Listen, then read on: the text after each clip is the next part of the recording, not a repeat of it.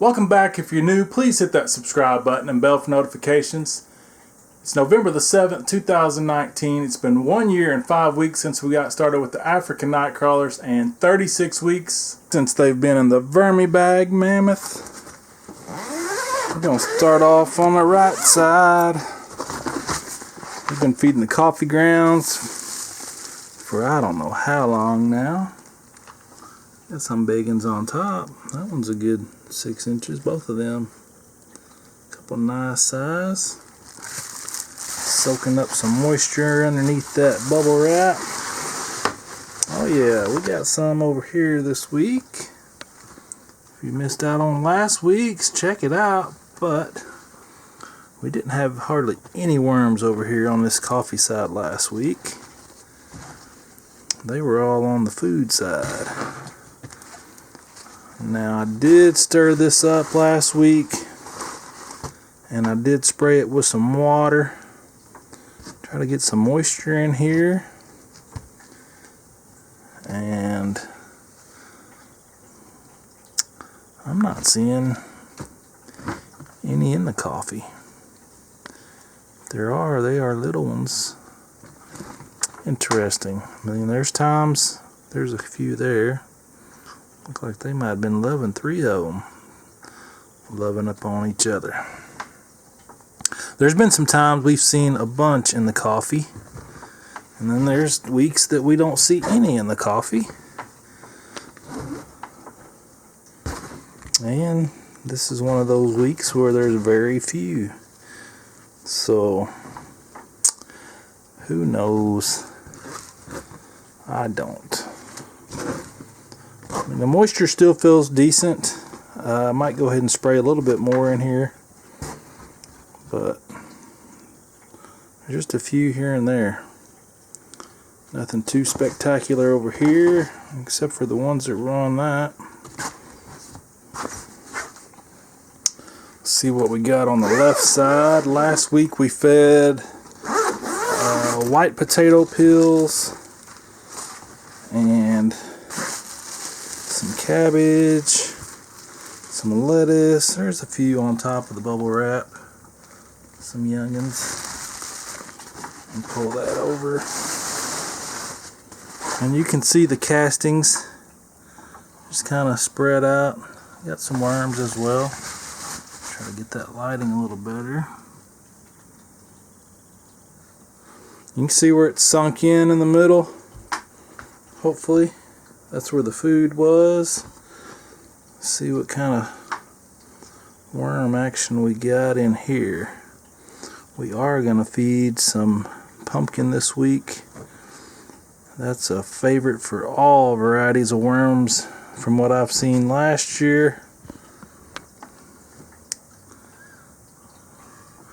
I do see some red mites on that banana. Hopefully we got some worms as well. There's a bunch of mites. Gosh dang. Got all them mites. Might go ahead and throw some diatomaceous earth on here as well. Let's see what we got for worms.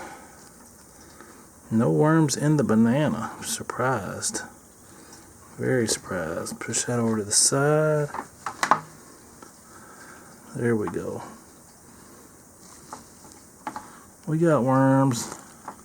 Let's see here.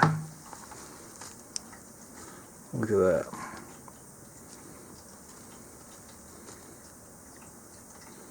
Just full of worms. So they moved into that potato and lettuce, and I think there was a little tomato. Just a variety of stuff. And they don't like to be handled. See him squirming, then he just played dead. But there's a bunch in here. So they're doing good.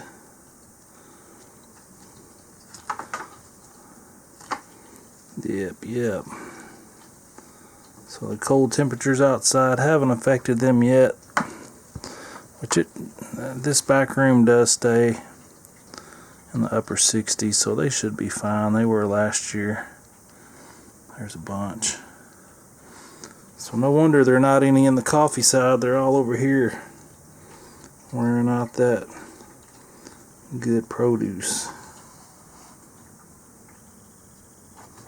Alright, well, I'll shove that banana back down there.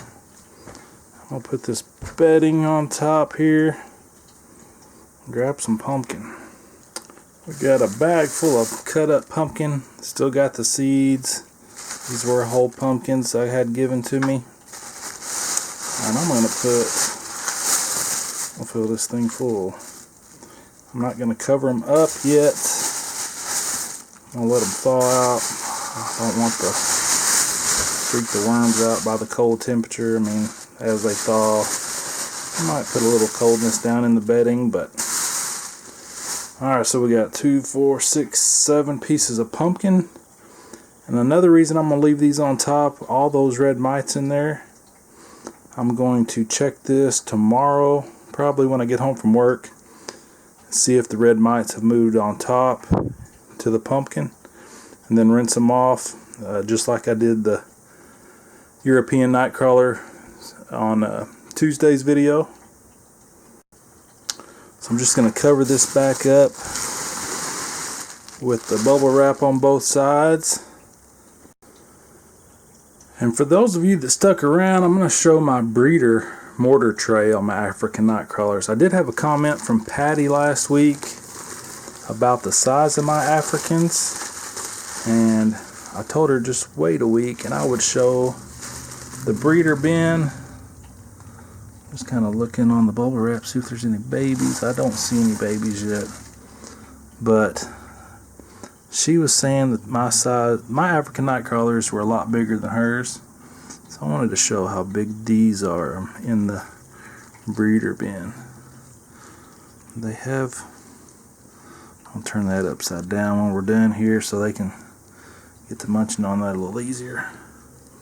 But check out the size of these things in this breeder bin. And they are monstrous. It's like that one there. If I can get a, and he wants to stick to me. It'd be easier if I had two hands, huh? Anyways, I'll stretch it out like that. I mean, my hand's close to 8 inches. That's a big one there.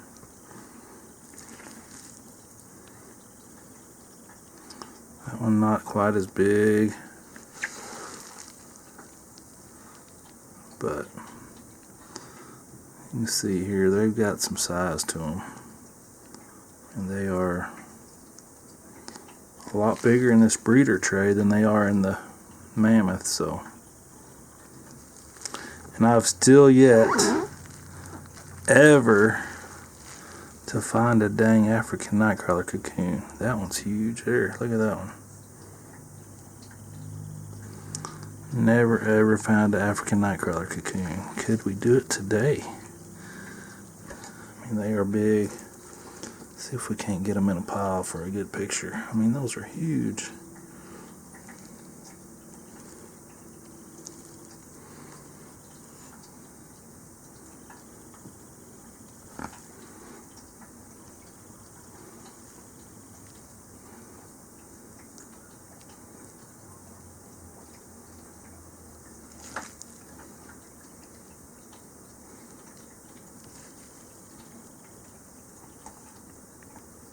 These are in peat moss that's been sifted. The main purpose for a breeder tray is if you want to sell cocoons, you can sift out the cocoons, which I have not done. I've just been picking the worms out and letting the cocoons hatch. And it's pretty obvious there are cocoons because the trays that I've done that to, there's just a bunch of little ones. Alright, that's probably good. I don't even know how many's in there. Thank you so much for watching. Please hit that thumbs up. Leave me a comment. And share it out. If you know somebody that likes African night crawlers, share it for me, please, and thank you. Till next time, have a great day.